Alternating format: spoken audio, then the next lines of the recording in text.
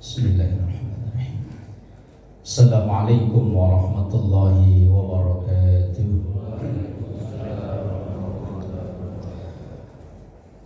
Alhamdulillahilladzi arsala anbiya'a dawi fatana bisidqi wat tablighi wal amanah. Summa salatu wassalamu ala taha rasulillah. Summa salatu wassalamu ala yasin habibillah wa ala alihi wa ashabihi wa man tabi'ahu bi ihsanin ila yaumil qiyamah. Subhanaka la ilma lana illa ma 'allamtana innaka antal alimul hakim. Rabbi shrah li sadri wa yassir li amri wahlul 'uqdatam min lisani yafqahu qawli waj'al li waziran min ahli. Amma ba'du.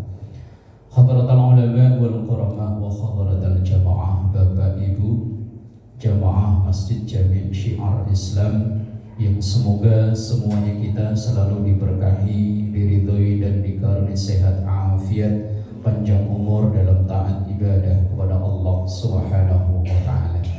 Alhamdulillahirabbil alamin. Di pagi subuh yang berbahagia ini kita dibangunkan kembali oleh Allah dalam keadaan sehat afiat. Semoga ini menjadi modal kita untuk terus melakukan perbaikan baik dalam sisi ibadah mahdoh maupun ghairu mahdoh, baik dari sisi hablum minallah maupun hablum minan nas, sehingga suatu saat nanti Allah mengakhiri kontrak hidup kita dalam keadaan husnul khatimah. Amin ya rabbal alamin. Bersalawat kepada Rasulullah, Allahumma salli ala sayyidina Muhammad. Bersalawat itu merupakan ibadah akhir zaman seperti kita ini yang paling mudah dan berpotensi untuk memperoleh balasan atau pahala dari Allah Subhanahu wa taala. Ada makalah dari Al-Imam Al-Qurtubi bahwa semua ibadah itu potensinya 50-50. 50% diterima, 50% ditolak, kecuali sholawat. Nah, sholawat itu mau ikhlas mau enggak, mau dalam keadaan suci atau enggak, sebagai bentuk penghormatan Allah kepada Rasulullah, maka sholawat kita insya Allah diterima oleh Allah Subhanahu wa ta'ala. Amin ya rabbal alamin. Pada pagi subuh yang berbahagia ini kita akan ngaji beberapa ayat dalam surah Al-A'raf yang saya ambil atau saya kutipkan dari tafsir Ibnu Katsir yang ditulis oleh Al-Imam Ibnu Katsir rahimahullah ta'ala, yang beberapa ayat ini bercerita tentang permusuhan abadi antara Bani Adam yang diawali oleh Nabiullah Adam alaihissalam dengan seteru abadinya, yakni iblis laknatullahi alaihi. Ketika Allah menciptakan Nabi Adam, makhluk-makhluk yang senior protes. Yang senior ya malaikat dan lain-lain protes. Tapi ketika Nabiullah Adam sudah diciptakan oleh Allah dan ternyata Nabiullah Adam punya kelebihan, malaikat mengakui kelebihan itu dengan ucapannya yang menjadi doa, Subhanaka la ilma lana illa ma 'allamtana innaka antal alimul hakim. Kemudian malaikat mau mengakui keunggulan Nabiullah Adam alaihissalam. Tapi makhluk Allah yang lain, senior yang lain gak mau. Ia tidak mau mengakui keunggulan Nabiullah Adam alaihissalam. Kemudian justru ia menyombongkan diri, yang ini diabadikan dalam Al-Quran surah Al-A'raf ayat 12. Qala ana khairum minhu khalaqtani min nar wa khalaqtahu min tin. Pengakuan iblis, ia bilang ana khairum minhu, saya lebih baik dari Nabi Adam. Khalaqtani min nar, karena saya diciptakan dari api, wa khalaqtahu min tin, dan engkau ya Allah menciptakan Nabi Allah Adam dari tanah. Maka iblis tidak mau mengakui keunggulan yang dimiliki oleh Nabi Allah Adam alaihissalam. Kemudian Karena iblis ini membantah perintah Allah dalam ayat selanjutnya, qala fahbitu minha fama yakunu laka an tatakabbara fiha fahruj innaka minas sabirin. Bahasa gampangnya, karena tidak mau nurut, gak mau nunduk, akhirnya iblis diusir oleh Allah, dikeluarkan dari surga. Hikmahnya, iblis melakukan satu pembangkangan dengan menyombongkan diri, merasa lebih baik. Jelas-jelas dia sudah berada di dalam surga, hanya karena satu pembangkangan dengan menyombongkan diri diusir oleh Allah dari surga. Lah kita yang masih berada di Cipucang 3, berapa kali kita melakukan pembangkangan, Pak? Banyak. Memang ada harapan masuk surga kalau begini ceritanya. Masih harus, Pak, harus pede, Pak, harus pede.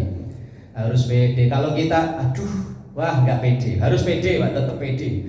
Allah menyiapkan sifatnya yang Ghafur. Ghafur itu Sang Maha Pengampun. Berapa kali kita berdosa, maka dalam doa yang dibaca oleh Nabiullah Adam alaihissalam yang kemudian untuk kita amalkan juga, Rabbana zalamna anfusana wa illam taghfir lana wa tarhamna lanakunanna minal khasirin.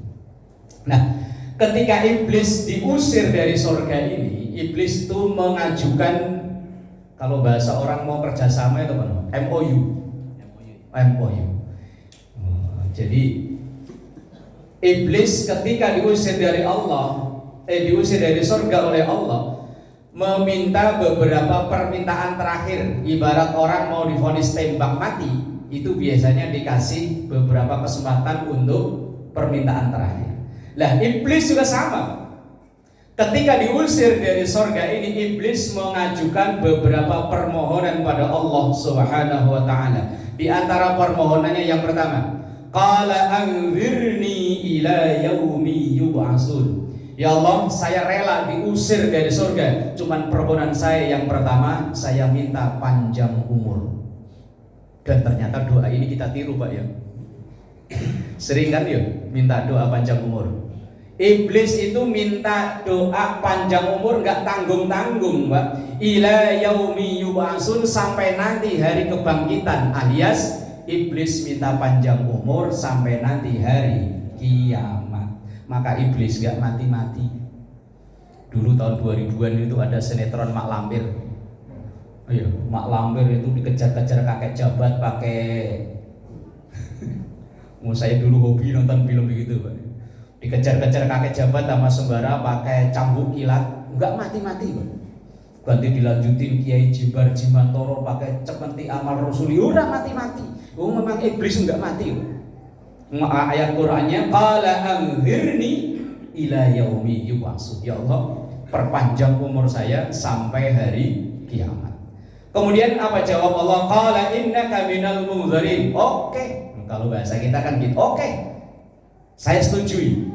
Kamu dan anak buahmu enggak akan mati sampai hari kiamat. Permohonan kedua. Qala fa bima aghwaytani la aq'udanna lahum siratal mustaqim. Ya Allah, karena saya ini divonis sesat, maka izinkan saya la aq'udanna lahum siratal mustaqim. Maka izinkan saya untuk nyari teman sebanyak-banyaknya sehingga sesat bareng-bareng sama saya. Kalau bahasanya begini, ya Allah, saya ikhlas, sudah saya terima dah, pokoknya saya divonis jelas-jelas sesat, nanti penghuni neraka. Maka izinkan saya untuk nyari teman sebanyak-banyaknya, nemenin saya nanti di neraka. Orang kalau menderita tapi temennya banyak, kan penderitaan gak begitu kerasa, Pak, ya. Ya kalau menderita sendiri kerasa banget. Lah maka iblis pinter cerdas. Ia nyari cara bagaimana biar penderitaan di neraka itu temennya banyak. Nah kemudian ini yang akan kita kaji nanti di ayat yang ke-17. Summa la'atiyannahum min baini aydihim wa min khalfihim wa an aymanihim wa an syama'ilihim wa la tajidu aktsarahum syakirin. Kemudian ketika diizinkan oleh Allah, ya udah silahkan aja. Silahkan. Oke, kalau gitu ya Allah, siap, pertarungan dimulai. Mulai saat itu sampai nanti hari kiamat, pertarungan itu nggak akan selesai. Jadi kita ini punya musuh abadi, yaitu iblis. Di ayat yang sering kita baca kalau malam Jumat, kalau yasinan, kalau kadang diundang acara tertentu kita baca yasin. Ya bani Adam alla ta'budu syaitan. Lanjutannya apa? Innahu lakum aduwwum mubin. Ini ayat adalah 2 kali, kalau bacanya kebalik artinya kebalik juga loh Pak. Ya bani alam a'had ilaikum ya bani Adam alla, panjang, ta'budu syaitan innahu, la adalah lagi, lakum pendek, aduwwum mubin. Ya bani Adam, wahai keturunan Nabi Adam, turunan Nabi semua ini. Alhamdulillah. Kalau di luar sono orang pada rebutan nasab, ngaku-ngaku keturunan Nabi, kita nggak usah ngaku-ngaku, memang udah diakui bahwa kita ini keturunan Nabi. Maka dulu zaman saya sekolah masuk SMP tahun 93 Pak, guru saya menjelaskan bahwa manusia itu adalah hasil evolusi dari monyet. Pernah dengar Pak Yo? Saya termasuk yang nggak terima itu. Masa sih kita ini keturunan ganteng-ganteng begini, cakep-cakep begitu, masa dibilang keturunan?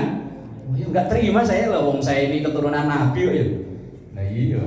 Ya bani Adam, wahai keturunan Nabi Adam, Allah ta'budu syaitan, jangan sekali-kali nyembah setan. La-nya panjang. Kalau dalam ilmu nahwu ini namanya la nahi. La yang berarti jangan. La itu ada la nafi. Nafi itu artinya tidak. Kalau nahi artinya jangan. Allah ta'budu syaitan, jangan sekali-kali nyembah setan. Innahu, karena sesungguhnya setan, lakum, ada la lagi tapi pendek. Lakum, sesungguhnya setan itu bagi kalian aduun, musuh, mubinun, yang nyata. Lah kalau la-nya dibalik Pak, gara-gara yang lihat terjemahan translate Indonesianya itu kok bacanya ya bani Adam alla ta'budu syaitan innahu lakum aduwwum mubin, bacaan yang salah. Itu artinya anak Adam ayo nyembah setan, wong setan itu bukan musuh. Lo yasinan kok malah ngajak nyembah setan, itu gara-gara ngaji Quran tapi gak ada guru, hanya otak-atik ngelihat translate Indonesianya. Bahaya.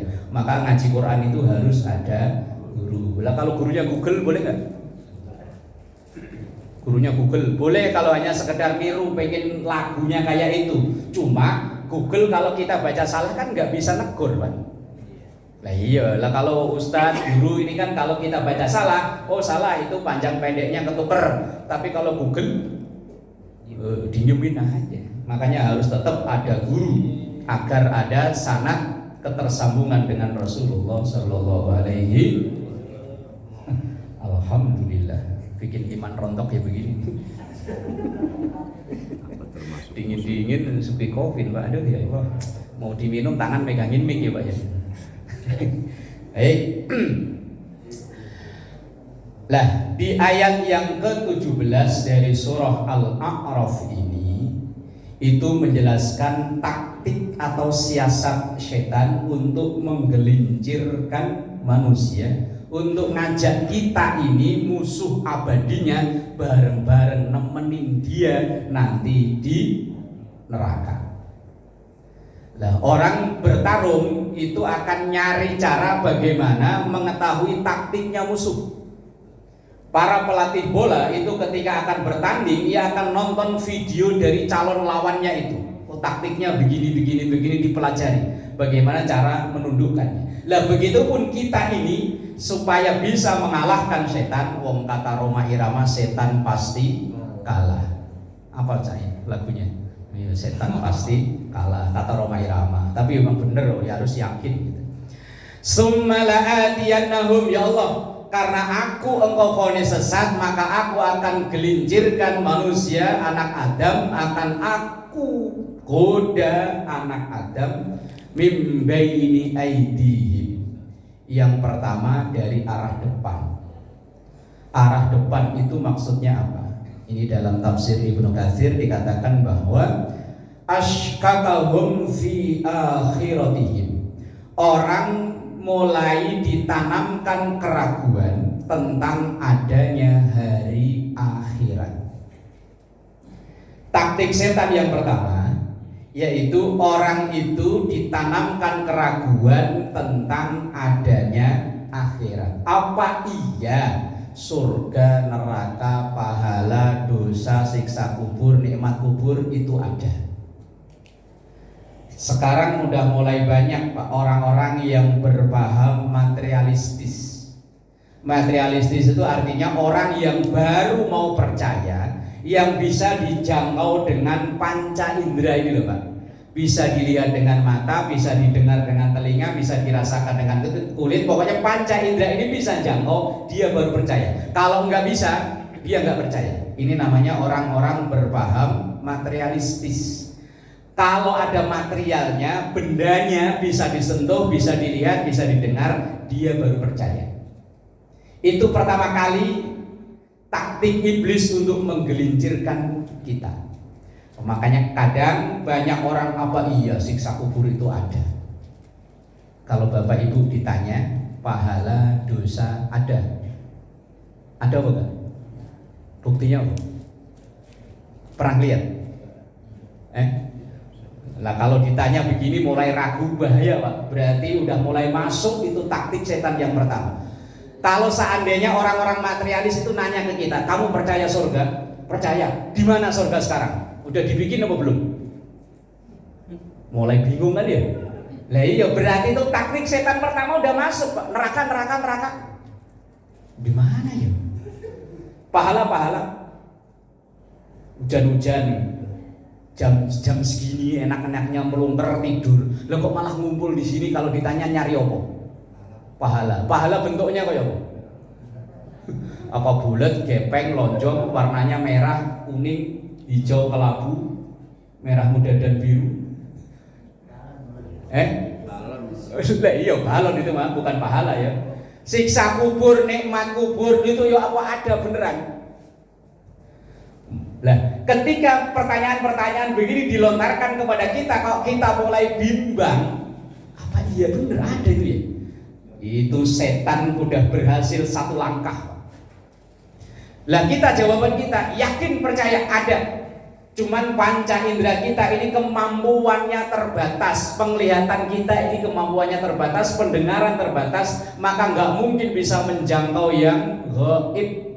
Padahal dalam Quran ayatnya kita semua hafal bahwa ciri orang yang muttaqin yang pertama itu alladzina yu'minuna bil ghaibi, percaya dengan yang gaib. Gaib itu sesuatu yang panca indera kita ini nggak bisa jangkau Pak. Melihat mata nggak bisa melihat, kuping nggak bisa dengar, kulit nggak bisa ngerasa, itu disebut ghaib. Lah kenapa kita harus percaya? Karena kita udah diyakinkan oleh Quran. Pertama kali kita baca surah Al-Baqarah, dzalikal kitabu la raiba fihi. Inilah kitab Al-Quran yang di dalamnya kita nggak boleh ragu. Kenapa kita percaya ada pahala, dosa, siksa kubur, nikmat kubur, surga dan neraka? Yang mengabarkan Quran. Kalau yang mengabarkan Quran 100%, bahkan 1000%, bahkan semiliar, setriliun persen percaya. Kalau ditanya logikanya gimana? Akal saya nggak bisa jangkau. Jangankan itu, yang buatan manusia aja banyak yang nggak kita jangkau. Kita tahu adanya sinyal. Tahu Pak ya sinyal? Warnanya kayak apa? Bentuknya kayak apa sinyal? Kita kan sering ngomong, waduh gak ada sinyal. Padahal ketika ditanya sinyal lu warnanya apa, yuk gak tahu aja.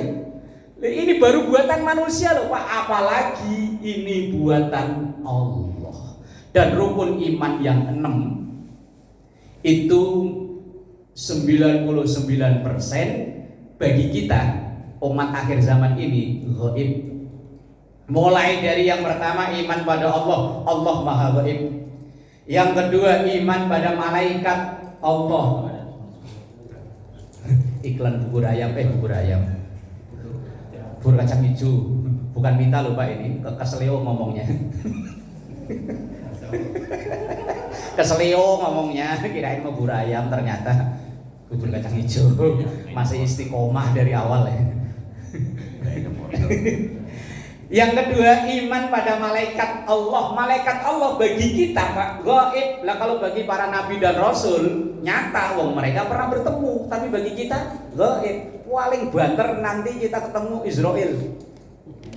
Itu pun pengennya nanti-nanti ayo. Kalau ditawarin pokoknya entar. Wong memang udah disampaikan dalam Quran, qul innal mautal ladzi tafirruna minhu fa innahu mulaqikum. Orang kalau ditanya pengen ketemu Israel pasti bilangnya entar.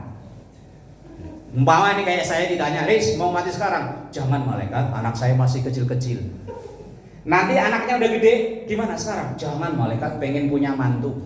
Udah punya mantu ditanya lagi, "Gimana sekarang?" "Jangan, pengen lihat punya cucu." Udah punya cucu ditawarin lagi, "Apa udah siap?" Pasti bilangnya, "Jangan, pengen lihat punya bawahnya cucu." Cicit. Udah punya cicit, rata-rata kan udah umur 70, 80 nih kan ya. Ditanya lagi, "Apakah mau?" Yakin masih nawar.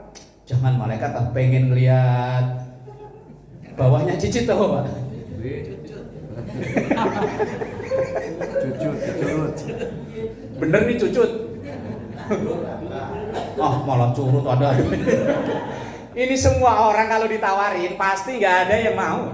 Qurannya udah bilang qul innal mautal ladzi tafirruna minhu fa innahu mulaqikum. Tapi kalau Israel udah ditugasin, diambil oleh Allah.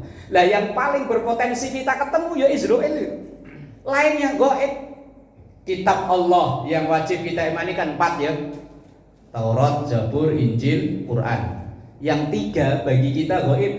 Injil apakah yang dipakai saudara kita yang Nasrani, wallahu a'lam. Kita nggak mau menghakimi, bukan ranahnya kita. Yang masih bisa kita lihat cuman Quran, Pak. Tuh di lemari banyak tuh. Itu mushaf, isinya Quran. Itu namanya mushaf, isinya Quran. Iman pada para nabi Allah gaib. Iman kepada hari akhir, hari kiamat bagi kita gaib, qada dan qadar gaib. Lah kenapa kita semua percaya rukun iman yang 6 itu? Karena Quran yang mengabarkan. Lah taktik iblis yang pertama menanamkan keraguan, apa iya akhirat itu ada. Saya pernah berdebat dengan tukang mie ayam. Orangnya ini mangkalnya depan masjid, tapi nggak pernah sholat. Kemudian ketika saya tanya, dia bilang, "Ngapain sholat? Ntar kalau mati udah selesai, mau mati itu enak," kata dia. "Lah kok bisa kamu bilang enak? Lo nyatanya nggak ada yang balik." Logikanya kalau orang merantau Pak, misalnya ada orang Cipucang ini merantau ke Kalimantan, kalau enak nggak bakalan balik ke sini Pak. Ini logika dia Pak. Oh iya ya. Mati enak, nyatanya nggak ada yang balik. Wah, berdebat orang begini ya angel. Setahun, 2 tahun, bertahun-tahun saya tungguin. Ini kok nggak ada dagang, udah 2 hari. Saya tanya ke temennya yang dagang keliling, itu tukang mie yang itu kemana? Sakit Pak. Waktu nyebrang sini depan pasar Waru disenggol mau mobil box. Saya samperin ke poskonya, posko. Tukang mie ayam itu yang ngumpul bareng-bareng apa namanya? Dekat SD 09 Kebon Baru itu Pak. Nah, base campnya saya samperin. Saya tanya ke teman-temannya, "Mas itu mana?" "Oh sakit Pak." Begitu saya masuk ke kamarnya dia lagi celentang. Seumur-umur saya nengokin orang sakit, saya sumpahin mati baru sekali itu loh Pak. Wah bentar lagi mati. Saya gituin, "Jangan gitu dong. Loh katanya mati enak. Lah ngapain takut mati? Katanya mati enak." Seumur-umur saya udah umur saat itu sekitar 40 Pak, sekitar 5 tahun yang lalu memang. Itu saya nengok orang sakit, saya sumpahin mati ya baru itu. Jangan ditiru loh Pak. Ini gara-gara saya pengen mematahkan omongannya dia yang dia bilang mati itu enak. Ternyata takut juga. Alhamdulillah belum lama setelah saya pindah ke Bekasi, mampir sholat duhur, sholat ya Pak. Alhamdulillah. Cuman kan perjuangan dakwahnya lama ini Pak, bertahun-tahun. Nunggu disumpahin mati enak. Nah, ketika orang ditanamkan keraguan tentang akhirat dan ia mulai ragu, taktik satu, setan udah masuk. Kemudian taktik yang kedua dalam ayat ini, wa min khalfihim ay arghabuhum fi dunyahum. Orang mulai ditanamkan cinta yang berlebihan terhadap dunianya dan kehidupan dunianya. Lah ini rata-rata masuk Pak kita Pak. Kita yang kena. Kita ini terhadap dunia kita kan sayang banget Pak ya. Banget lah pokoknya.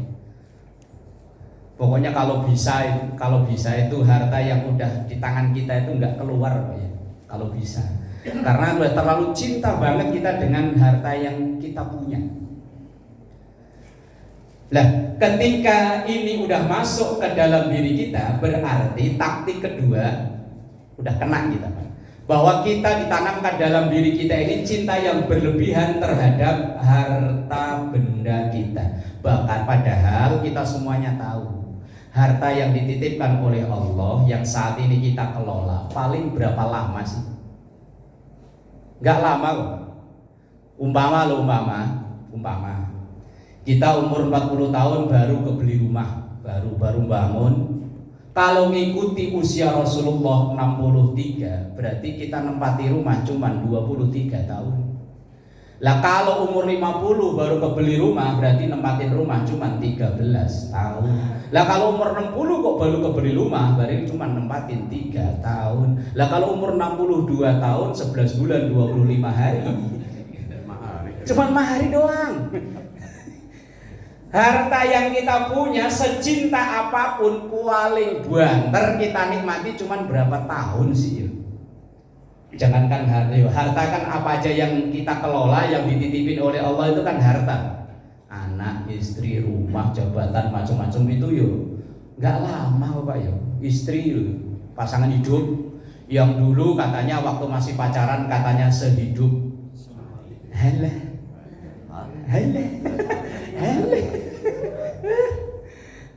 Begitu innalillahi wa inna ilaihi rajiun, nangis bentaran doang.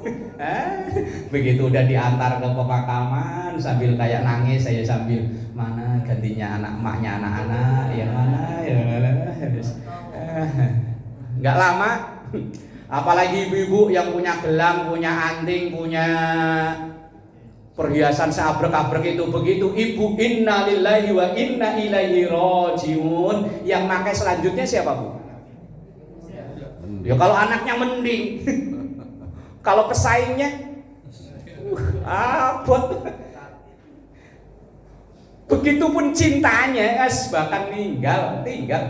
Lah iblis itu taktik yang kedua, kita dibisiki, nah dunia itu enak, jangan dikeluarin kalau udah dipegang. Itu taktik iblis. Kemudian wa an aimanihim, taktik yang ketiga yang diterapkan oleh iblis itu dari sebelah kanan. Tadi dari depan ditanamkan ragu tentang akhirat, dari belakang ditanamkan cinta berlebihan terhadap harta dunia kita. Kemudian wa an aimanihim, dari sebelah kanan kita, ay asbaha alaihim amrun dina, orang mulai ditanamkan rasa berat untuk berbuat baik. Tapi alhamdulillah jamaah Syiar Islam luar biasa, hujan-hujan ya, semangatnya. Masjid lain kalau hujan begini tinggal 4 Pak, lu lagi. Yang azan yo itu, yang selawatan itu, yang qomat itu, kalau perlu yang imam yo itu. Pernah sholat subuh di Islamik Pak?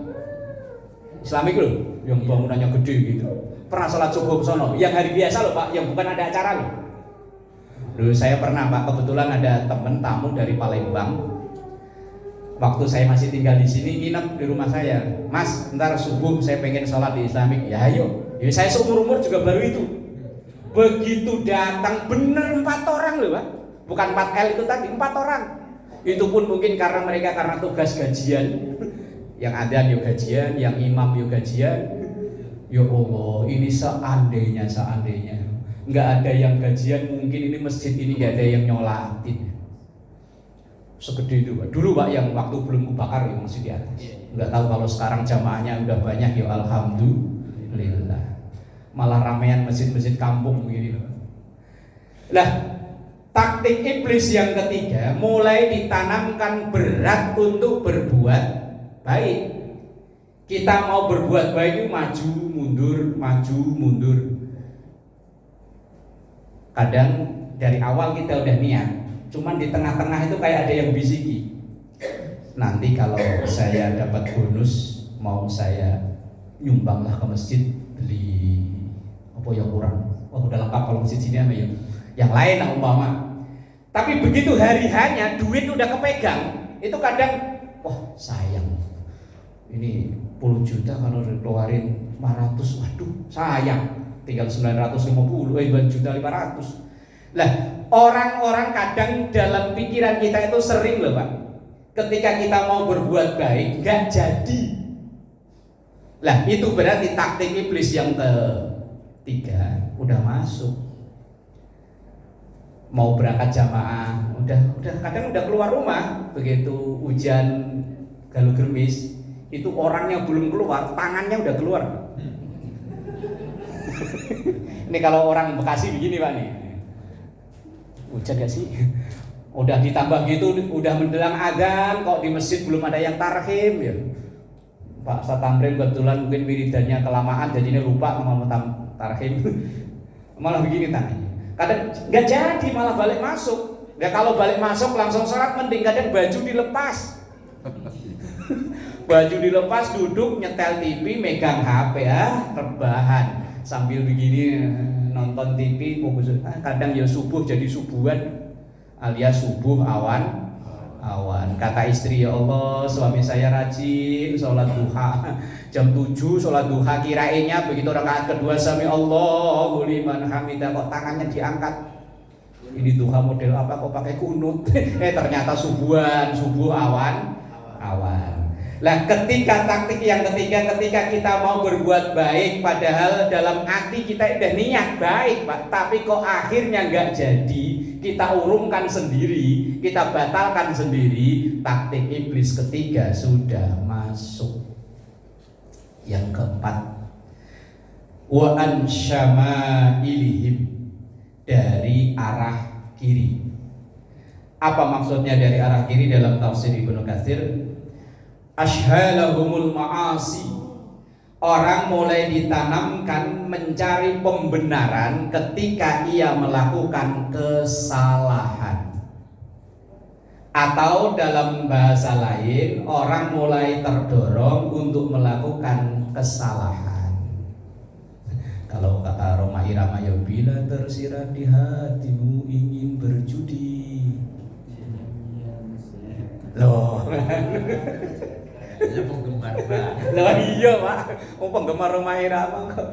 Bila tersirat di hatimu ingin berjudi, itu nyanyian setan. Setannya jangan pada kesini ngapa? Lah ketika dalam hati ini terbersit ingin melakukan satu maksiat, setan udah kompor-komporin. Umpama bapak ibu di kerjaan Pak, umpama bagian gudang atau apa, melihat besi-besi, kayaknya nganggur ini besi. Itu kita nyari pembenaran Pak, daripada nganggur mending saya amanin dah. Diamanin, masukin kardus, boncengin motor, pulang mampir ke depot Madura jadi duit. Dia bilang nggak apa-apa wong kayaknya nganggur, padahal itu bukan hak kita. Lah kan kita semua tahu kalau ngambil bukan hak kita berarti nyolong. Tapi kita nyari pembenaran tadi daripada nganggur. Pembenaran itu namanya Pak. Pembenaran perilaku kita, perbuatan kita yang salah. Nah itu taktik yang keempat. Kita umpama malam begadang ngangkatin kayu. Yang kuda katanya dimakan tapi kok enggak ditelen-telen. Katanya dimakan tapi kok enggak ditelen-telen malah ditaruh. Loh itu kadang saya melihat itu sampai jam 1, jam 2 itu masih khusyuk, tumak ninah di situ. Diem adep-adepan berdua kok ya enggak ngobrol. Loh, begitu subuh azan enggak kedengeran. Begitu dia dibangunin istrinya, "Mak, sholat." Jam 5, udah jam 5. Setengah 6. Begitu dia sholat kok matahari udah terbit, dia bilang begini, "Ah nggak apa-apa, sesekali ini." Pembenaran itu namanya. Pembenaran melakukan kesalahan, dia udah tahu kalau ini salah, tapi dia nyari-nyari alasan supaya membenarkan perilakunya itu. Pembenaran lah, ini adalah taktik yang keempat. Nah, kadang kita itu tahu ini salah, tetap kita lakukan, cuman kita nyari alasan kayaknya biar perbuatan kita ini kayaknya tidak salah. Ini taktiknya iblis, yuk makin halus makin halus. Kemudian yang terakhir, wala tajidu aktsarahum syakirin. Taktik iblis adalah menanamkan dalam hati kita ini rasa kurang puas sehingga tidak syukur, sehingga ketika kita ditanya orang kadang lebih sering cap-cap daripada alhamdulillah. Gimana Pak usahanya? Angel. Kemudian setelah dia bilang angel, semuanya disalahin Pak. Mulai dari RT, RW, lurah sampai ini semuanya disalahin. Semenjak pemerintahan ini, wah, cap, padahal dia usaha masih punya. Ditanya, "Gimana Mas, kelandaan keluarga istri?" "Aduh, istri saya mah payah nggak kayak dulu mah nurut, sekarang ya Allah, pinter nyari duit diumpetin di mana aja tahu." Kan namanya pinter nyari duit. Diumpetin di peci sini, tahu. Diumpetin di kaos kaki, tahu Bu ya? Tahu loh kan, pintar nyari duit. Dulu mantrimo dikasih berapa, alhamdulillah. Sekarang kalau dikasih, kok segini? Taktik setan yang terakhir, wala tajidu aktsarahum syakirin. Banyakan dari mereka hilang rasa syukurnya. Lah ini kadang menghinggapi siapapun. Ya tadi ketika ditanya itu bukan mengedepankan alhamdulillah, tapi seringnya cap bahasa orang Cipucang apa ya? Gimana Mas? Ngeluh aja. Kayaknya itu hidupnya nggak pernah enak. Kayaknya tuh enak itu selalu ada di orang lain. Dia itu kayaknya nggak pernah ngerasa enak. Padahal banyak orang lain yang ngiri ke dia. Bukan nganan Pak, ngiri. Bukan nganan, ngiri. Banyak orang yang iri sama dia. Tapi dia kalau ditanya, saya pernah ketemu langsung Pak. Secara materi, secara zahir saya lihat orang itu kaya Pak, punya usaha, rumahnya bagus, mobilnya bagus. Jam 11 malam saya beli nasi goreng, ketemu dia cuman pakai kaos daleman putih, pakai sarung sambil pakai anduk kecil begini. "Loh, Waalaikumsalam Pak Haji." "Salam." "Nah, ngapain?" "Beli nasi goreng." "Belum tidur Pak Haji?" Cepnya, aduh, susah tidur. Padahal saya yakin kalau orang kaya spring bednya bagus, kamar AC. Kebetulan gak jauh dari tukang nasi goreng itu ada tukang becak, 2 orang tidur ngelingkruk. Di becaknya tuh ngorok. Ini kadang saya bayangin, ini Pak Haji ini sama tukang becak kira-kira lebih syukur yang mana ya? Lah iya, yang tadi yang Pak Haji ditanya bilangnya masih cap. Gak bisa tidur. Emang mikirin apa sih Pak Haji? Proyek saya yang di sono. Waduh, padahal karyawannya banyak, sementara tukang becak tadi itu yang mungkin besok pagi untuk sarapan aja dia belum megang uang, Pak. Tapi entah karena apa kok dia bisa tidur pulas hanya modal autan 500 rupiah. Ngelungker, ngorok, ya Allah. Kadang kalau melihat realita hidup kayak begini loh, yang menyebabkan syukur itu artinya dari mana sih? Itu yang banyak duit, banyak usahanya, keluarganya kelihatannya ya oke. Lah sementara yang ini orang rantau hanya tinggal sendirian di Jakarta, tinggal hanya nangkring di becak kok ya tidur pulas. Makanya ya Allah, hidup ini memang kadang unik Pak ya. Nah, 4 dan 5 tambahan 1 taktik setan itu tadi. Yang pertama dari depan menanamkan keraguan tentang akhirat. Yang kedua, orang terlalu cinta berlebihan terhadap dunianya, hartanya. Yang ketiga, an aimanihim, dari sebelah kanan, orang mau berbuat baik dialang-alangin sehingga terasa berat. Yang ke kiri, orang kalau maksiat kayaknya gampang, enak, karena memang dibantuin setan. Sama-sama beli minuman begini loh Pak, ini harganya paling 1.000-2.000 yuk. Nah, itu kalau di tempat yang lampunya nggak terang begini Pak nih, yang lampunya ini survei orang-orang, kebetulan saya belum pernah Pak. Yang lampunya nggak terang begini loh Pak, yang biar pet. Lah itu katanya minuman sebotol harganya bisa 20.000 yuk. Lah itu kadang kok yo milih ke sono wirannya. Lah tapi ya wallahu alam, ya semoga kita semua terhindar dari gangguan syaitan dan kita bisa melawannya, karena itu musuh abadi kita yang harus kita lawan. Al-Fatihah.